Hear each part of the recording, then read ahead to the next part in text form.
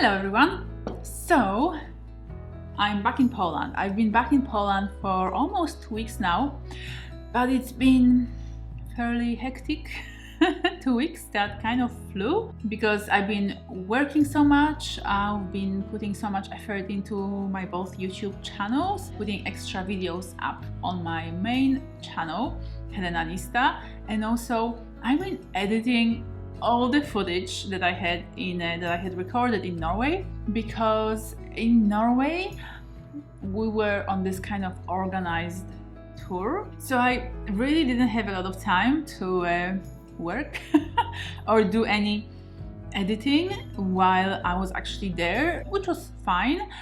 I really just wanted to immerse myself in the experience and to really fully experience Norway, in all different ways or as much as possible. But I had an absolutely wonderful time, so I really hope that you've been watching all those Norwegian vlogs and that you've been enjoying them, because Norway really touched my heart in all sorts of different ways. And no, I get it, I only saw one face of Norway, the summer in Norway, and next time I am definitely going in winter. I really want to experience the winter there, the dark months, the northern lights, and so I would definitely go back there in winter. But since I am temporarily here in Poland, in my apartment, and catching a little bit of a break before I leave, mind you, I'm leaving in 2 days. Today is Friday, I'm leaving on Sunday, and I'm flying to Scotland, which I am so excited about. But since I have this moment here now, I just wanted to share with you kind of taking a stock of the last 6 months in Europe. I've been here for over 6 months now. I arrived in late January. It is almost the end of July now.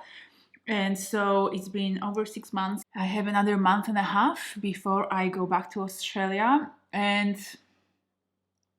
I gotta tell you, I am so full of mixed feelings, and pretty extreme mixed feelings. It's been just difficult. It's been really challenging. This whole stay in Europe has been challenging to me in ways that I would not have anticipated or expected when I was planning to come here this year.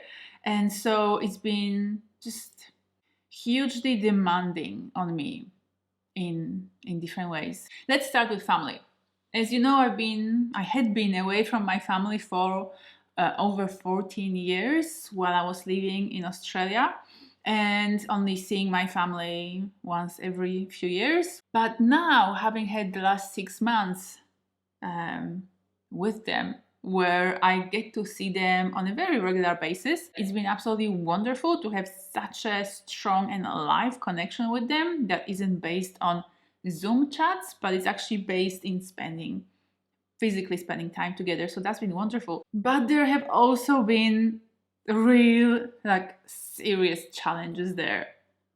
I did not know what I was getting myself into when I was coming back here. And while family has the capacity to nurture you so strongly and in such wonderful ways, it also can challenge you and pull you in all sorts of different directions and trigger stuff like crazy and activate your nervous system. Or it's been doing all these things to me. Oh, and during those 2 weeks that I've been here, I've been working like crazy, catching up with all the footage. And I also threw a birthday party because I will be in Scotland for my actual birthday. So I decided to host a little party for all of my local family here in my apartment. And we had a lovely, lovely time. Everybody showed up, and it was just such a wonderful evening. But despite being so close to my family and having local family here as well as other family kind of spread out all over Europe, I have been really missing my Australian friends.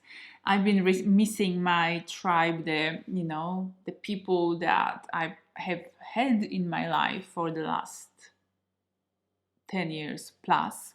It's been hard to be so far away from them. It's been hard to be far away from Rosie. That's been really heartbreaking. I really had not anticipated just how hard it would be for me to be away from Rosie. I'm still getting regular updates about her, including photos from my friends who are taking care of her. So it's wonderful to know that she's okay, she's being loved, she's well. She had her annual shots recently, so everything, like, you know, everything's good with her. She's being really well taken care of. But I am so looking forward to just having her in my life again, in my everyday life, and just holding her in my arms. Like, I've been missing that so much. She's my little munchkin, she's my little girl, she's my princess, and I truly, truly miss her. Many of you have been on this vlogging journey with me for a while, and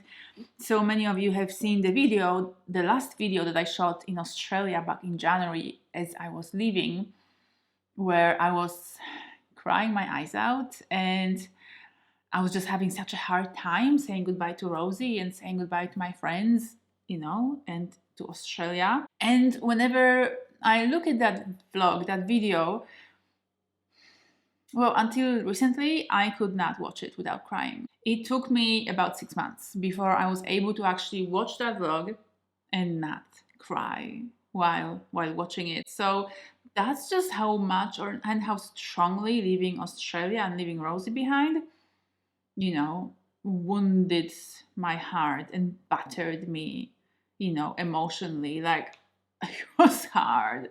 So I've been feeling quite battered emotionally in that way, by being away from my friends, by being away from Australia, by being away from Rosie. But I've also been feeling quite strongly battered physically as well, on top of that, because of the quality of food and water and air here in Europe as compared to Australia. I guess my body just got really used to Australian food, fresh quality fruit and vegetables and all the like really nutritional ingredients that are so easily available in Australia all year round. So eating European foods, especially during European winter,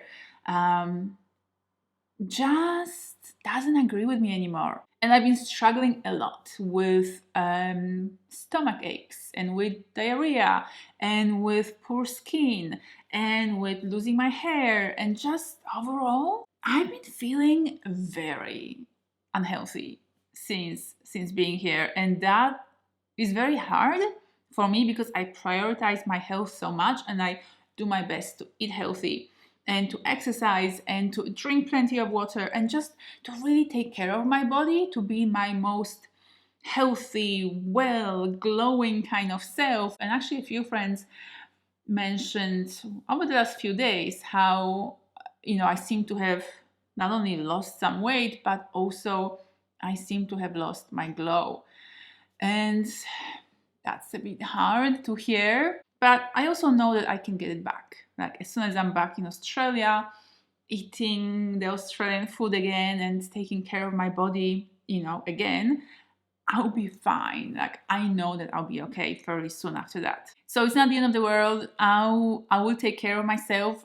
I just know that once I'm back in Australia, I'll be probably going fairly soon into the detox slash cleansing slash healing my body kind of diet and kind of daily regime, which is fine. It's gonna be really good for me. And I am really counting days at this stage until I can go back to Australia. My flights are booked, so I know when I'm going, and it's still about a bit less than a month and a half, or about a month and a half still at this stage. And I do have so much gratitude for this opportunity, for the fact that I was able to come to Europe for, you know, such a long period of time, and I was able to spend all this time with my family and travel and experience so much here. But it's been so strongly just reminding me why I left Europe in the first place, why I chose Australia as my home all this, you know, like 15 years ago, all this time ago. So it just really feels like a